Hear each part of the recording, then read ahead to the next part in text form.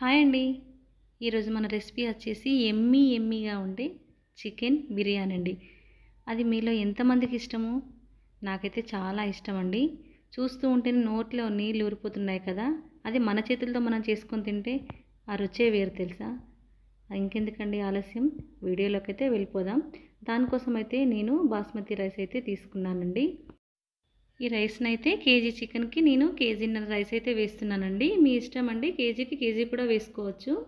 Rice అయితే శుభ్రంగా కడిగిన తర్వాత దాంట్లో హోల్ గరం మసాలా, పుదీనా, పచ్చిమిర్చి, ఆనియన్స్, సాల్ట్, కొత్తిమీర, అల్లం పేస్టు, కొంచెం ఆయిల్ ఇవన్నీ వేసి అయితే హాఫ్ అన్ అవర్ దాకా అయితే నానబెట్టాలండి.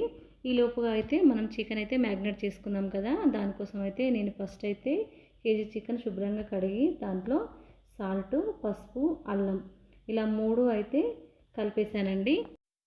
ఇవి 3 వేసి కలిపిన తర్వాత 10 నిమిషాల దాకా దాన్ని అయితే అలాగే వదిలేసాను.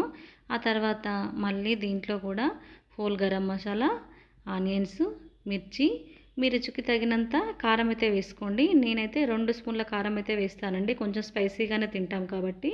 దాంట్లోనే ధనియాల మసాలా, బిర్యానీ మసాలా ఇవి కూడా వేసేసాను. ఒక కప్పు పెరుగు కూడా వేసానండి.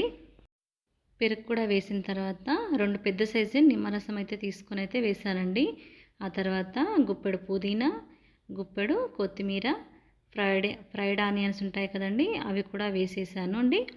ఆ తర్వాత అయితే ఇవన్నీ వేసిన తర్వాత 2 స్పూన్ల దాకా ఆయిల్ కూడా వేసేసి వాటన్నిటినైతే మొత్తం మ్యాగ్నేట్ చేసి అయితే దాదాపు ఒక హాఫ్ అన్ అవర్ దాకా ఫ్రిడ్జ్లోనే పెట్టేసేయాలండి. హాఫ్ అన్ అవర్ తర్వాత చూడండి ఎలా మ్యాగ్నేట్ అయిపోయిందో మన చికెన్ అయితే. ఇప్పుడైతే నేనైతే రైస్ అయితే పొయ్యి మీద అయితే పెట్టేశానండి. ఈ రైస్ అయితే ఉడుకుతున్నప్పుడు దాంట్లోని వాటర్ కూడా తీసి మనం ఈ మ్యాగ్నేట్ చేసుకున్న చికెన్లోనైతే వేసేయాలండి. ఈ రైస్ని అయితే నేను హాఫ్ బాయిల్డ్ అయితే చేసి అయితే పక్కన పెట్టుకున్నానండి. దాంట్లో వాటర్ అంతా తీసేసి అయితే ఇప్పుడైతే ఒక బౌల్ అయితే పెట్టి దాంట్లో ఆయిల్ అయితే వేసేసుకోండి. ఒక 4-5 స్పూన్ల దాకా ఆయిల్ అయితే పడుతుందండి. నేను ఆనియన్స్ ఫ్రై చేశాను కదా, అదే ఆయిల్ అయితే అలాగే ఉంచేసాను. ఆయిల్ కాకుండా పూర్తిగా నెయ్యితోను కూడా చేసుకోవచ్చు. నేను 2 స్పూన్ల ఆయిల్, 2 స్పూన్ల నెయ్యితోనైతే చేస్తున్నానండి. ఇప్పుడైతే చికెన్ అయితే దాంట్లోనైతే వేసేసి చూడండి ఒక 5 to 10 మినిట్స్ దాకా దాన్ని అలాగే ఉడకనిచ్చానండి. ఒక 10 మినిట్స్ తర్వాత చూడండి మనకైతే చికెన్ అయితే కొంచెం ఉడికిపోయింది కదా. ఇప్పుడైతే మనం రైస్ ఉంది కదండి, ఆ రైస్ అయితే ఈ చికెన్ పైన ఇట్లా లేయర్ లాగా వేసేసుకోవాలన్నమాట. నేను బిర్యానీ అయితే తక్కువ క్వాంటిటీతోనే చేస్తున్నాను కాబట్టి నేను హాఫ్ చికెన్ అయితే తీసుకొని పక్కన పెట్టేసుకోలేదండి. నేను 1 లేయర్ చికెన్ వేసేసి దానిపైన 1 లేయర్ దాకా రైస్ అంతా వేసేసానండి.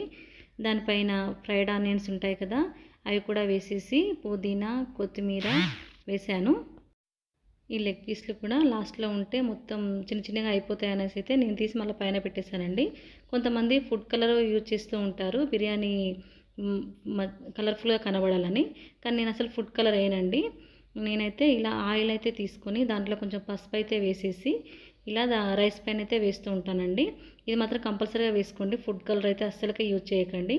ఇలా వేసిన తర్వాత 10 మినిట్స్ హై ఫ్లేమ్లో, 10 మినిట్స్ లో ఫ్లేమ్లో పెట్టేసామనుకోండి, ఇలా ఏదైనా పైన బరువు పెట్టేసామనుకోండి, దాదాపు హాఫ్ అన్ అవర్ తర్వాత మన గుమగుమలాడే దమ్ బిర్యానీ అయితే రెడీ అయిపోయినట్టేనండి.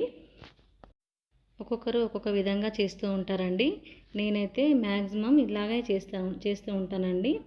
చికెన్ బిర్యానీ కానీ, ఆలు బిర్యానీ కానీ చూడండి చూస్తూ ఉంటేనే ఎమ్మీగా నోట్లో నీళ్ళు అయితే ఊరిపోతున్నాయి కదా. ఇంకెందుకండి ఆలస్యం, మీరు కూడా ఇలా ట్రై చేయండి. లేదు మీరు ఇంకెలా ట్రై చేస్తారో నాకైతే కామెంట్ అయితే చేయండి. మీరు కనుక మన ఛానల్ని ఫస్ట్ టైం కనుక చూస్తున్నట్లయితే ప్లీజ్ సబ్స్క్రైబ్ చేసుకోండి. అలాగే లైక్ చేసి షేర్ చేయడం మాత్రం మర్చిపోకండి. మీకు ఏదైనా డౌట్ ఉంటే నోటిఫికేషన్ బాక్స్లోకి అయితే వచ్చేయండి.